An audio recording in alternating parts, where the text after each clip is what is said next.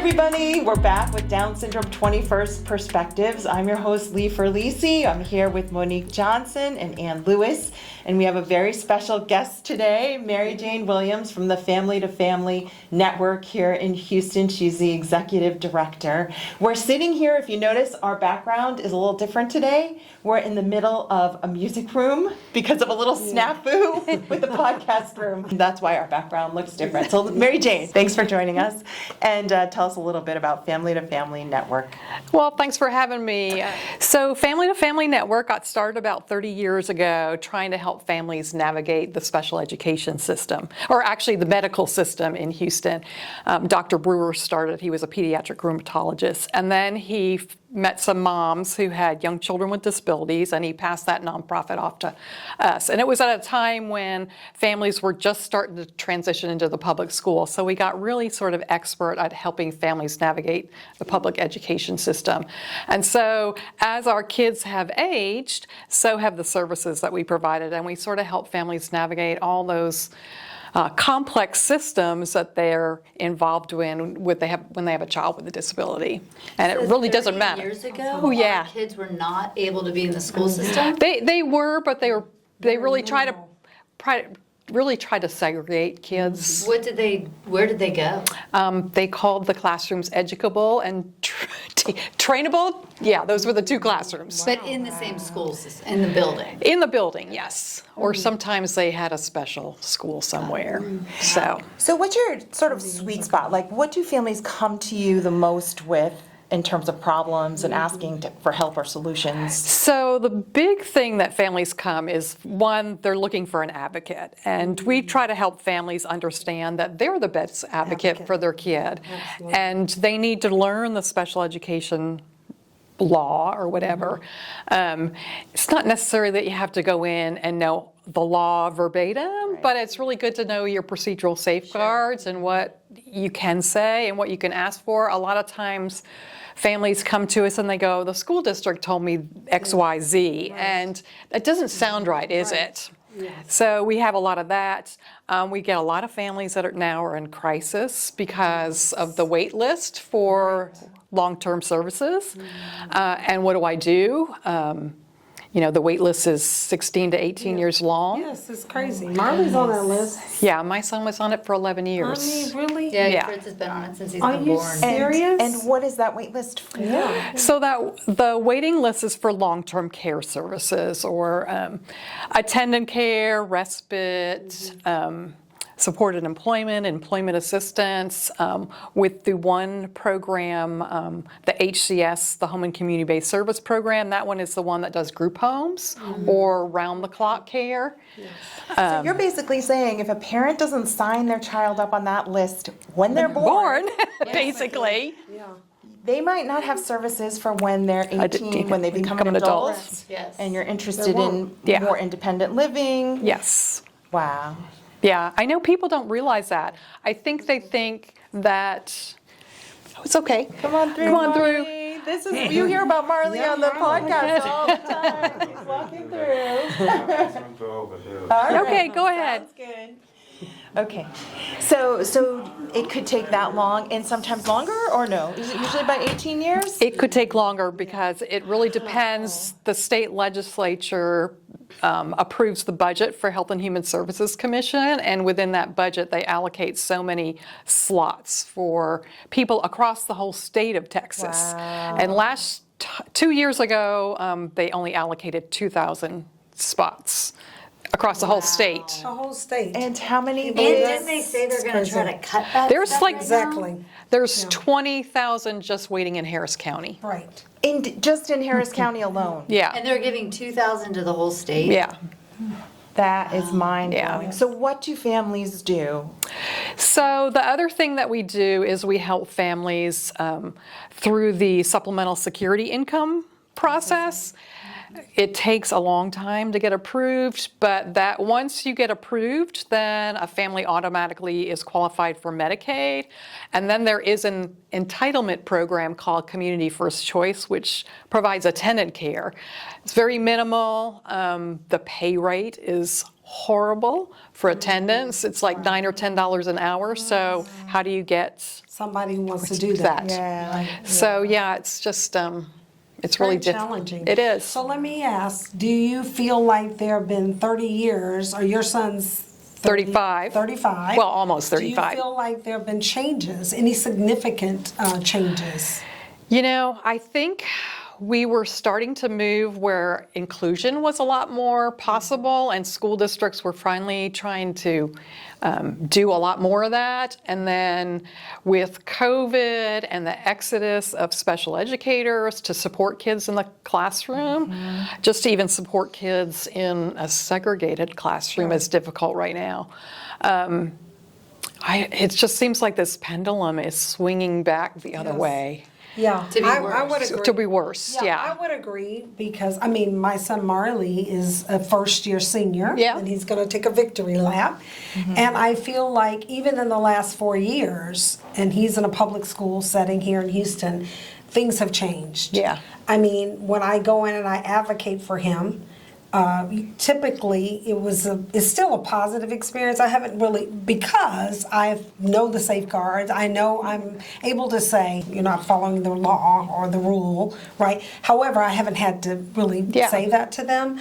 But I do feel like in terms of additional supports in the class, aides, I mean, they were very forward with us about that. Yeah. Look, we don't have the budget. We don't have the money, and his school has been very disappointed with that, right? Because they're very strong advocates. Yeah, and I think there are a lot of schools out there that really want to do the best, but they're just dealing with what they've got. Resources. Right. And almost all the school districts in this area are running budget deficits because they didn't want to pass the whole educational savings account, which might benefit families in our area because there's so many private schools, but when you get out in other parts of Texas, there's nothing out there for them. Right. So, and that plan right now is to give people who homeschool like $2,000. I heard that's about that. that's not that much. Money. How No. do you apply for that? I don't know how you're going to apply. Eventually, if it gets passed, which I'm sure it's going to get passed, it's going to run through the Texas Controller office. So I don't know how they're going to do it. I mean, they're going to have to come up with a system. Right. You get $2,000 for the year? Yeah. Yeah. So, It's $11,500 right now in the Senate bill for you pay like accredited a month for- accredited private school. Accredited private school. That's a key word, accredited. So that's the other thing, you know. Because a homeschool mom is Not not accredited. accredited. Right. So Homeschool that is not. excludes you right then. That excludes them. Right. Then it excludes most of the private schools. Really? Correct, yeah, because they don't have to be accredited. Accredited. No, they You don't have don't. to be. Really? No. Huh. You don't have to be accredited, and then the ones that do have some sort of accreditation cost a lot more than $11,500 a year. Right. So exactly. what's the answer? What are we to do? You know, I think we have to fund public education. That's part of it. I mean, yes, we can always make improvements everywhere, but you know, teachers are important in our system, and they're not valued. Right. Exactly. So My anyway, that daughter sort of is gets in off the special. A&M right now, Yeah. as an education major, and I met a woman in Whole Foods. Another woman in Whole Foods. Where else do I meet anybody? Your second home. But yeah, she works for the HISD district, and she was telling me that when you get out as a new teacher in HISD, at least you make like 60. Yeah. But if you're special ed, you make 90. And so I have a daughter that's starting education, and I said, if you can muster it up in you, because that what you were saying about. Even if you have an IEP and they say, okay, the state says, yeah, this child can be included in the classroom and an aide would be appropriate and help that person, the school's like, well, we don't have an aide that's applying for the job that like wants to Yeah. make that amount of money to be your kid's aide. Well, they're not So paid, then they they don't don't pay meet the them. IEP. No, the aides are just paid minimal. Right, Their very contract, you know, Right. Yeah. Well, and Marley, I mean, like I said, I feel like I've been blessed, right? Because he I has was an too. amazing teacher, right, in the public school setting. But they've even expressed, you know, like, what are we going to do, right? Because the resources aren't there. And these are dedicated professionals. Mm-hmm. I mean, for me, I feel like, okay, more advocacy, you know, more parents really speaking out, holding the people that we vote for in office, really holding them accountable. Yeah. And like saying, hey, I mean, what can you do to support my child or my community? well, and I think also we have to look at the fact that for your son, especially because we're at that end of the public school time, Yes. what are we doing to prepare them for life after school? And I was lucky, I mean, for my son, because they had a great work-based learning Yeah. program. He Mine ended was in up that, yeah. with a job when he graduated, and then he kept that job for 14 years. Yeah. So he really liked it, yeah. Well, he liked it and it just worked out for the worked out, best. yeah. But, you know, I'm not sure they're doing that now. Well, Marley's in work-based. He's doing summer earn and learn. Okay. So he's been doing that and community-based jobs. a Okay, community-based job. good. So he's been at HEB and Walgreens. Yeah. And I mean, I don't think that those are the places where he wants to work. He has told me he wants to work at Chick-fil-A. Yeah. And I'm like, okay, so that's a very fast-paced job. Not necessarily. We Yeah. have, He could I be know a lot. graders. He could be a No, grader we or- have, I'm on also not just executive director of Family to Family, but I'm on the board of Summer House Houston. Oh, yeah, Summer House. Marley went to training with them. Yeah. So they For the audience, tell everybody what that does. Summer House is a day activity program. It's not one where you come and you stay there all day. They actually rotate. In the morning, they'll go somewhere. They're volunteering. They're Houston Food Bank. I mean, there are different places. They take care of getting them to and from all these places. Yeah, they do. Yeah. And it's a 1-to-4 ratio, which is a lot better than most of these places. But you do pay for it too. But I mean, their goal is really to get individuals out in the community working. And a lot of the individuals that really started when Donna Frege started it had significant need. I mean, not a lot of communication. Their parents didn't believe that they could work, and Summer House has gotten them out in some part-time jobs. And I know one kid is at Chick-fil-A. So That's awesome. Well, that's good to know. We're Yeah. gonna talk more. So I'm thinking, like, you know, maybe if there's a summer earn and learn, Yeah. like where I work, we're actually bringing in summer earn and learn. Okay, yeah. At Harris Health, actually. Okay. So okay, you're at Harris. Yeah. So I'm pretty excited about that. You know, The, So Marley might want to go. The connections. Yeah. Yeah. So you were gonna. Well, no, I think what I really want families to understand is that your kid can have a good life, and they can have a meaningful life when they graduate from high school, but it really takes families having that high expectation and not just saying, oh, they have a Okay. disability, you Yes, can sit over here and we'll do everything for you. And I find that's what happens a lot of times is that It's families, just easier. that disability label gets placed on their head when they're a young kid, and then parents don't have any high expectations. And we want people to say, I mean, yeah, it would have been very easy for me to not do anything, to send them to school, Exactly. have them sit in a life skills type classroom and not do anything Like and babysat, not yeah. be challenged.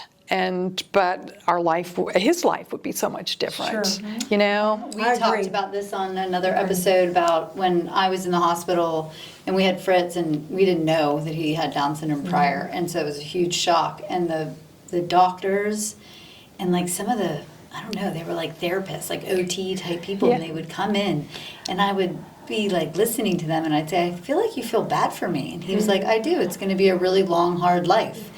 And I go and speak to the nurses at Texas Women's Nursing. Yeah. My friend is a nursing teacher, and she brings me and Fritz in every semester for their lesson on genetics. Yeah. And so I bring Fritz in so they can see. And my message to them is, because there were nurses that, I don't know, I did my own research while he was Yeah. in the NICU, and so I found people like that are saying what you're saying. And Yeah. their books were saying, oh, Fritz won't walk until he's 4, like that kind of stuff. And my husband and I, as soon as he was born, were like, this will not be his excuse. Right. Yeah. And this will not define him. Yeah. And we're going to Exactly. parent him. If he's having a fit at the dinner table, he gets to leave and go sit on the stairs until he's ready to, you Yeah. don't baby him. I mean, I have made the mistake of, like you feed a baby at first. I Yeah. did that a little bit too long, Yeah. But anyways, the point is, yes, You set but the the expectation. doctors, one of my passions is I want to get into like a hospital doctor meeting and say, stop telling parents that their kid has like no hope. No because potential. if I would have been someone that believed like that, I would have been like, okay, here, just sit on the couch and watch Sesame Street your whole life. Like, Yeah. But like I didn't. I was like, I can fix this. Like, like obviously I can't, but what I mean is like I can find You would determine people though to to help give him. him. Yeah. You would determine. Yeah. Though. And I think to your point, there are lots of parents who feel that way. Yeah. Who are like, oh, they can't swim, they can't do this. Yeah. Look, Marlon, you're doing everything. You're Yeah. doing everything that your brother and sister do. Yeah. I mean, he has. Yeah, it's he won't definitely get back on his harder. bike. But my point is that we like Try. Ann, yes, absolutely, and we continue to set the expectation. Right. You know, and it I does think take that a lot more energy. It does. Does. And we're And old commitment. parents. And My commitment. husband and I, Well, like, me with this too. guy. Well, you had him when you were supposed to be having kids. Yeah, I right, didn't. So it's exhausting. Yeah. But I mean, It's a lot. I don't know. I think what I think about is being in your shoes, and if I don't put in the work now, I'm going to be wishing I had when he's 20, 30, yeah. Yeah. whatever. And I do feel like I have to, my mission is to make him like as independent as I can Yeah. for my other kids, because they're They're going to be the ones Yeah. taking care of him. caretaker. They will. They will. I'm going to die. Right, Like I exactly. am, unfortunately. But Well, and I think really to the parents or our listeners really is that we all as parents of special needs kids have to set the expectation. And I feel like as a parent, Marley, who, as you said, he's my third child. So we were like, look, we're going to raise him just like we do the other two. Yeah. Right? Yeah. Now, does that mean that he's going to be able to do everything? No. But we're going to expose him Yeah. and allow him to set that expectation. Yeah. You know? And I'm even learning from So- Fritz's teacher. I have him with a homeschool mom who has a total of 8 kids. And like now she's introducing the continents. I would have been like, why does he even need to know that? Yeah. But like now he knows them. Yeah, And he knows he where knows he that's lives and he cool. knows the Well, biggest one and the yeah, smallest that's one and cool. how many there are. That's and I'm like, I awesome. never would have done that at That's this age. awesome. That's Well, awesome. and I'll say I really push for inclusive education, and Christopher didn't have a lot of language in those elementary years, and we were using pictures and having to learn how he learned and how he communicated. And probably about 5 years ago, we were sitting around the table, and he said something about, I don't even remember, it was some English term. And I said, well, where did you learn that? And he said, well, in Miss Gonzalez's 4th grade class. I mean, so we always Yeah. tell parents and we tell teachers they're going to teach this much, and maybe they're going to be expected to learn this much, but in the end they'll probably come out with this much. Right. Which But is you've in got the to, middle. Somewhere in the middle. Yeah. but if you don't expose them to it, they'll just never learn it. So, Right. and you just never know what they're going to pick up. Do you feel like you've done research on other states' policies to try to like figure No. out what we could I wish do? I had time to do that. Right. I just was. I'm always curious because you do hear that it's better other places, but then I always wonder if you got there, would it really be better, or I don't know. I think the reason we hear that it's better is those states have high property tax or income tax, so they have money to spend on those things, whereas Texas, we don't have an income tax. Everybody's fighting to have their property tax lowered, and so Yeah. when it's really not that bad. If you've come from another state, it really is not that bad. Well, I've lived in other states. States, yeah. It's definitely, this is one of the more reasonable More states to states, live yeah. in. Although I said that it was a blessing because we ended up in another state when Marley was Yeah. first born, and they had a genetics clinic, like Yeah. a research institute, which was great because they were looking to do all of the innovative kinds of approaches to helping newborns, right? Yeah. Or new, Yeah. So I mean, I think it's pros and cons. Yeah. Are there things that your organization needs help with from others? Well, I will be honest with you, we are really funded by donations. That is, I mean, this year especially, we don't have a lot of big grants, and so we're really reliant on donations. And that We- funds your staff. It funds our, and I don't have a big staff. It's me and one other person that are full-time, and then I have 4 really part-time people. Okay. Everyone thinks we're this gigantic organization. Yeah. We do, I mean, my staff, God bless them, we don't turn anybody away. People call us about all sorts of things. They have a kid with a disability, okay, we're going to help you through that. Yeah, that's I mean, nice. we've had this year like 2 or 3 families that are homeless. Oh my God. Yeah, A and child with disability? yeah. Wow. living in abandoned buildings, and oh my gosh, I know. So it's like there's things like that you go, oh, I'm blessed, and Yeah. I hate to ask for those sorts of things, but then we help them try to get those services, Navigate to all get the to the services, and then like. Able to- Yes, and then like with the Harris Center, a lot of times, especially with kids that have significant behaviors, we're able to work. Judy and myself are both on the IDD PAC for the Harris Center. So we know a lot of people, and Judy's really good about getting people through the crisis diversion slot process. So that helps.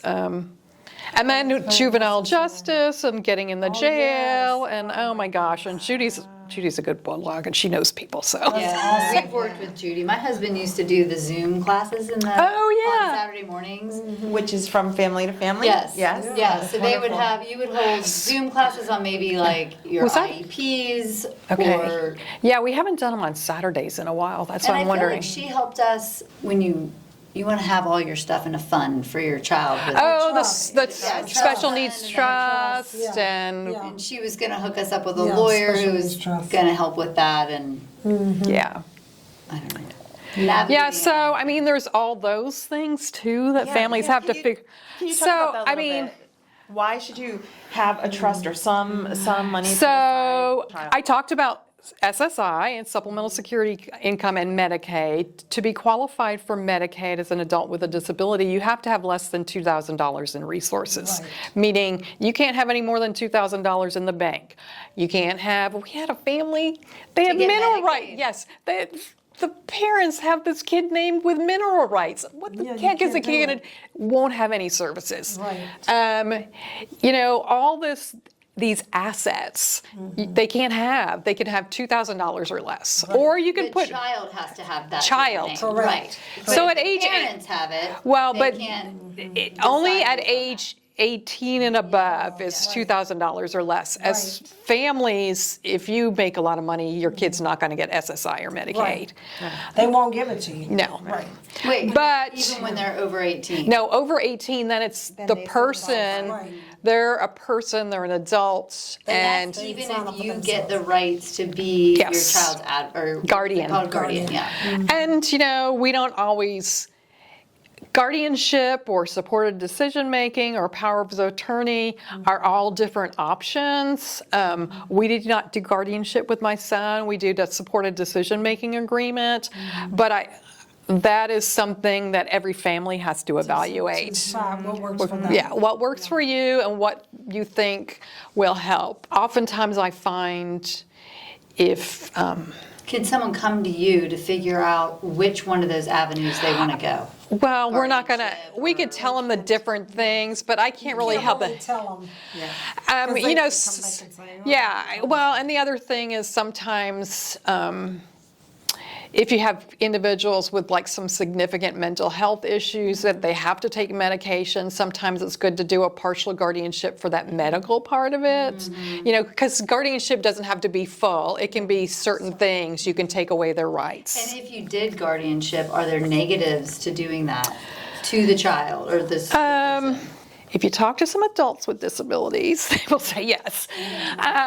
Just because it just takes a lot of rights away. They don't, you know, if you do a full guardianship, they don't have a right to choose where they live. They don't have a right to choose to vote. They don't have a right to do. But couldn't the So if guardian they say you can? Yeah, if you disagree, I would think it would be problem. Well, that's what I mean. That's some people don't think about that. They just do Yeah. full guardianship. full guardianship. Yeah.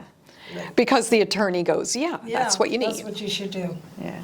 So I mean, it just depends, and you really have to look at the and even with supported decision making. I mean, I was lucky. It was when Disability Rights was helping families through that process, and they trained a whole bunch of volunteer lawyers to come in and work, and they really look at can that person make decisions, Right, on their own. yeah, type of thing. But I mean. Yeah. Well, we went through the whole because Marley, when we lived in Atlanta, Yeah. we hired attorneys and went through this whole, because it's different in Atlanta. I mean, the laws are different, right? In Well, different Medicaid states. changes So they different. Yeah. Every state is But different. in Georgia, they had this thing called a deeming waiver. Yeah. So the doctor was like, you absolutely, and it wasn't based on income. Yeah. They said The you waiver doesn't absolutely have factor to do in. it because you don't want to be paying out of pocket for all these other things that your insurance doesn't cover. Yeah. It was wonderful. And I would come back to Texas, I'm like, where's this stuff? They We don't have had so many families move from other states and they get here and go, so how do I get services? We had all these services. It's like, you should have called us. That's why, I mean, our website, we created a page that just says moving to Texas because we got so many questions. Because when I had Fritz, I went on a podcast and typed in Down syndrome, and I'm listening, and this woman was in Iowa. She made it sound like so beautiful, and like all the schools, just everything just sounded like, oh, this is not going to be so bad. Well, then I called and everyone's like, get an early intervention. Yeah. So I call and they said, what's your income? So once I give my husband's income, they're like, okay, well, we'll come out and first we'll decide if he qualifies for services, which I was like, well, he has Down syndrome. Like, he's going to qualify. Then they said, all right, it's $175 an hour for this. When somebody had recommended a therapist who they've used over the years and loved, and they're private, and they were charging $125. So Well, had and I nothing. think early childhood intervention has changed a lot from when my son was really young. We didn't do early childhood intervention, but I know families from that era that were doing it, and the therapist came out to the house, Yes, and they exactly. and Same for us. the assessment was.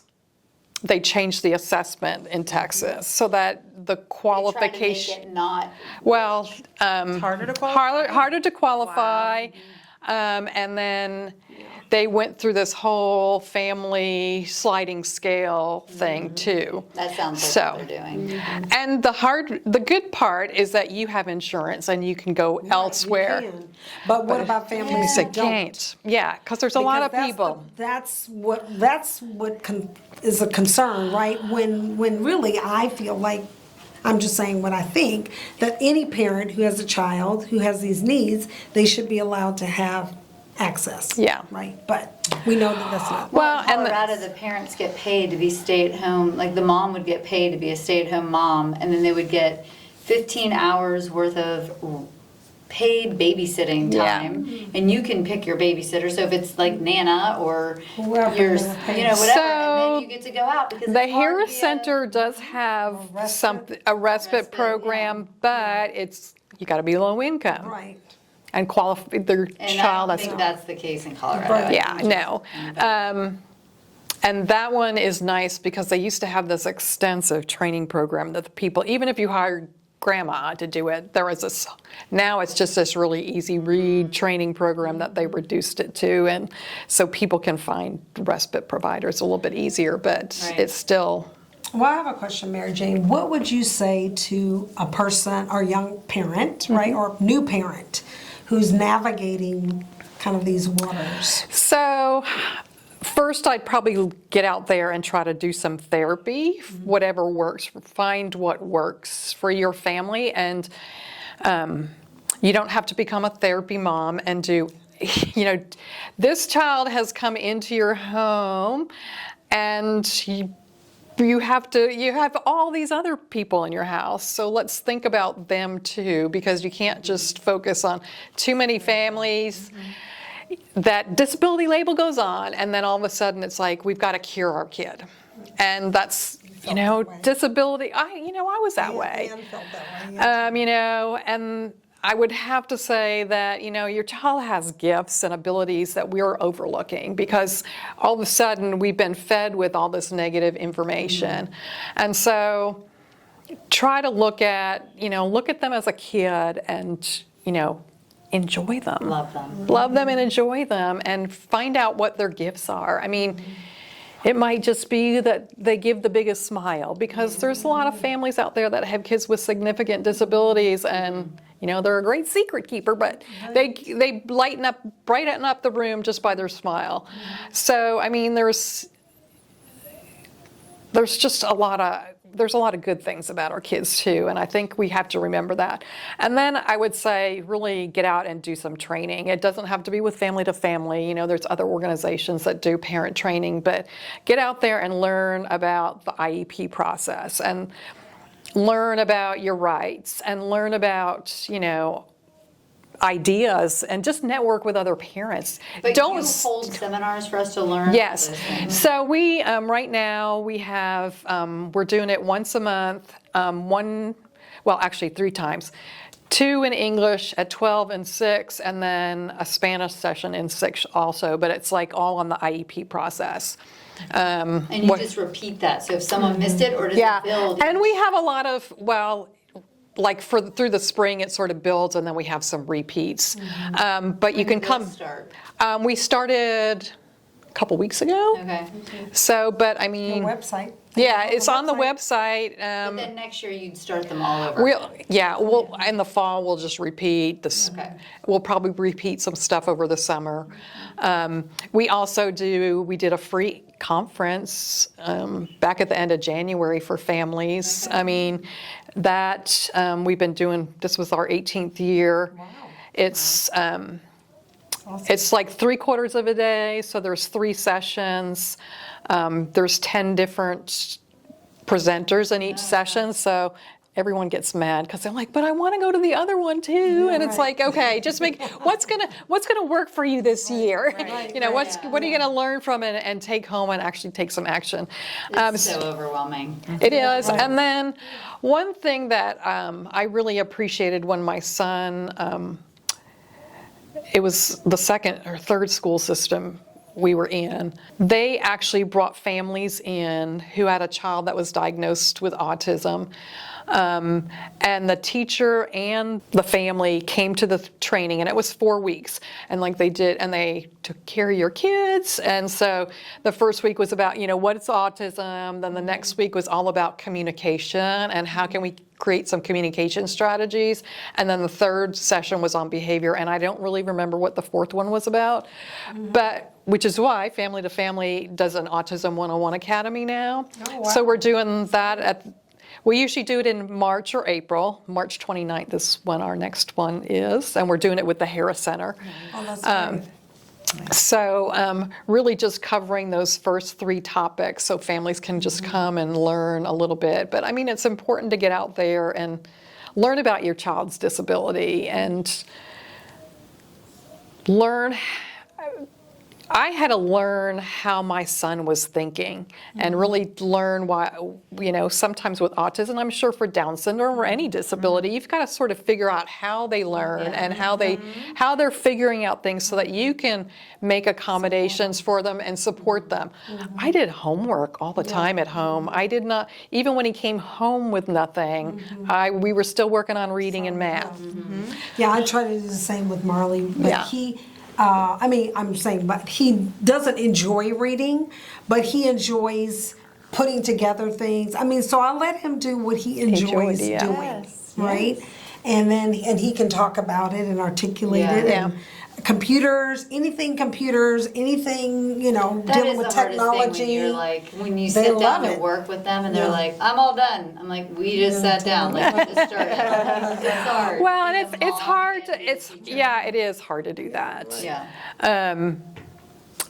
I was lucky that Christopher really liked that routine and we had a schedule and, you know, it's liked like, it, yeah. yeah, so, and it's not like we Was sat your for an oldest hour. child? Yeah. Yeah. My daughter was 3 years younger, but yeah, so he was just, I mean, that was what we did. But it paid off in the end. What do you think that kept you going?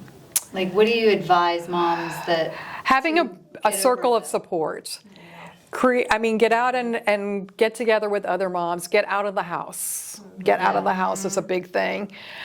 Too many of Find us. that you felt bad leaving No, God. because then someone else has to It's have like, the. no, bye. Dad, good luck. I had him, you know. Yeah, I everybody think needs a for break. I think it's for wise. for moms or even dads, you Yeah. know, if you're the primary caregiver with them all the time, then you need to get out of the house and meet other people that are Yeah. doing the same thing and are in the same boat with you because one, you probably feel that, oh God, my life isn't that bad. Yeah.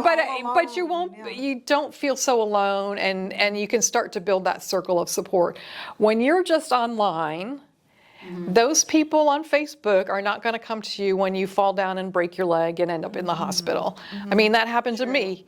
I mean, my husband was overseas, my daughter was off at college, I fell, broke my leg, and I was in the hospital. And who's going to watch out for Christopher? But I already had a circle of support. They knew who he was. Right. Yeah. And, And you so felt comfortable, coming yeah. and supporting you. Yeah, so I mean, I it's. find that people are It's so a great busy point. now. Like, That's a great even point. if you know somebody that's in this city, it's hard to get together with them. Yeah, I think we all make that. We're doing it. Yeah, Well, exactly. You know what I mean? So I Exactly. think Make it a people priority. do what they want to do, and and people make time to do what they want to make Exactly, time yeah. to do. And those are the people that we really need to be around, Yeah. right? Who genuinely want to support. Yeah. Or that's the way I feel. Yeah. Genuinely want to support, because all of my family, for the most part, live in other states. Mine too. Right? I have a Same. twin that lives in Pearland, but it's not like she lives down the street. Yeah. Right. So it was very important for me to find my little social support network, Yeah. and I could really call them and say, "Hey." So Marley has lots of aunties, and Yeah. and his dad too. But his dad again Yeah. doesn't live in the loop either. I mean, Yeah. he lives out an hour away. I mean, it's like Yeah. it's not convenient. Not easy. So yeah, it's really important to find that and you know, you probably you see them at school probably. Right, exactly. Just talk to one. Yeah. The other thing is I mean, when my kids were young, I really got involved in the PTA or PTO at school because I wanted to find out what everybody else was doing, and it also helped because I was trying to have Christopher included in classrooms so their kids knew him. And I know when, you know, he transitioned from elementary to junior high, it was those kids that were telling me what was going wrong at school. Right. Oh, What's that's happening. helpful. Yeah, That's so, helpful. Your little eyes and ears. yeah. Yeah. Well, your eyes and ears, we have the best buddies. Yeah. Yeah. Which I'm sure you're familiar with. Yeah. And they're really cool. We have like a little chat where there's a group of best buddies, the boys. Yeah. That Marley hangs out with sometimes. Oh, that's and sweet. so they'll hey, this is what Yeah. we're gonna do, or what have you. And I appreciate that. Yeah. Yeah. But Marley's also very vocal. I mean, Yeah. he'll come home and be like, "Mom, I didn't have a good day," you know, and Yeah. he'll talk about what that was like, what happened. Yeah. or Yeah. whatever. But yeah. I think just navigating, I think we were talking about, 30 minutes. We were talking about, though, as kids age, right? You know, Marley's at a very pivotal time, I feel like. But I also, just in like a year ago, he was like, "Yeah, I want to go live on campus, and but he's totally changed his tune. He's like, "I don't want to do that. I don't want to be away from home." You know, that kind of. I mean, he does, but he wants to have his own apartment. Yeah. Okay. And Yeah. he wants to have a girlfriend. Yes. Okay? So his priorities shifted. Yeah. Right? Yes, yes. But I'm glad. I'm like, yeah, Yeah. you're gonna have those things. You will. Yes. Now, Yeah. what that's gonna look like, we'll have to see. Yeah. Yeah. Right. But he sees his siblings doing that, Yeah. so he he just wants to do what they're doing. Right. Right. Which I'm happy Yeah. about. It's like, okay, yeah, we'll see what it's Yeah. going to look like. I'm not going to overpromise. Yeah. But I do feel like he could totally live in a communal kind of setting, right? Yeah. Or even in a place, It you know. sounds like now in Texas, it's hard to find those communal. Oh, yeah, exactly, yeah. You're gonna have to. Well, and Let it's you Well, pay. he's not, right, exactly. A I mean, gazillion he'll be- dollars. Exactly. And Marley probably wouldn't be one of those either that would be like, let me go live with some random people. No. No. He would want to be around people that he knew. Yeah. in Yeah. that se- So I envision him, I'm just saying, this is me.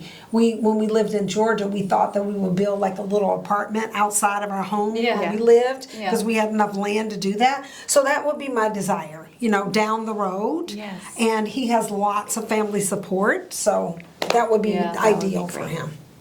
we had an apartment over our garage, and we kept saying that's where he would go. Yeah. And I was like, no. no. Especially when Dad went overseas for like 2.5 years, and then it was just him and me in the house, and I was like, don't you want to move out into the apartment? Yeah, not really. No, He I had the wanna whole stay right here. upstairs to Yeah, himself. yeah. He was Why? like, Got fine. this nice warm Yeah, why would I community leave? with a mom that cooks? Exactly. If I'm close to my mom, I'm right there with mom. So, but I always laugh. I always say, like, sometimes I'm like, what the heck happened in my life? But then I'm also like, God's funny. He knows I don't want to be the empty nester. Like there is part of me that's like, oh, that's nice. I mean, but at the same time, it's kind of sad when it's so quiet. One time we had him at a little church thing at night, and then the other older kids were all somewhere, and it was just my husband and I was like, this is what it would be like. Yeah.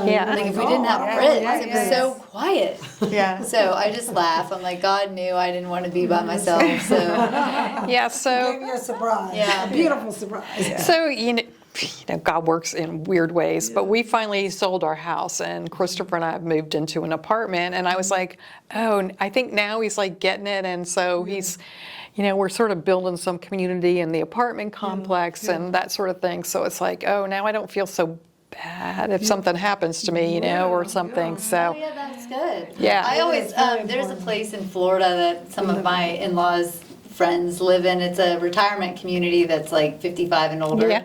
It's called the Villages. Oh, in yeah, Florida. yeah. So it's huge. It's Yeah. like a huge thing, and there's nonstop activities. Activities. And I always laughed. I'm like, that'll be where me and my Is that where husband you and think Fritz you're go. gonna go? Yeah. And Fritz will be like the mayor, like Yes. down there playing like bingo and doing whatever. Yeah. But then you have older kids who you want to be by them and your grandkids. So Yeah. it's like my desire was always like, I'm getting out of Texas. Yeah. I'm going to research. I'm going to find the best place for Fritz. And now the reality of life is that these kids are going to probably end up Stay in here. Houston. They're gonna well, and that's I the wanna be hard by my part is grandkids. it's the same thing. I mean, not Christopher all has bad. this waiver, and he's had it since he was just getting out of high school, but Medicaid doesn't transfer. And so you end up, if you move somewhere, you've got. Well, that's the same. Yeah. This is exactly what happened to me. Yeah. It starts again? Yeah, you got to. The whole new state. State, yeah. Which is why I was just Yeah. like, I can't deal with this. Well, you know what they do? We moved back send you here a letter 8 years like, ago. Yeah. You wanna We be moved back here please 8 stay years honest, ago and if from you Georgia. miss it or don't And I get was it, like, then you're- I am Oh my not goodness. dealing with this. I told Ann, I think I was Yeah. telling Ann this, when we moved back 8 years ago from Yeah. Georgia, and I had tired of terms, we'd done the whole waiver, Medicaid. And I was like, because it's the waiver, right? Yeah. And you can hire an attorney and they can justify that this person has this and blah, blah, blah. And it's done. Like it's for life. You don't have Right. to go back and do it again. Well, then we came back here and I'm like, I'm not doing all that.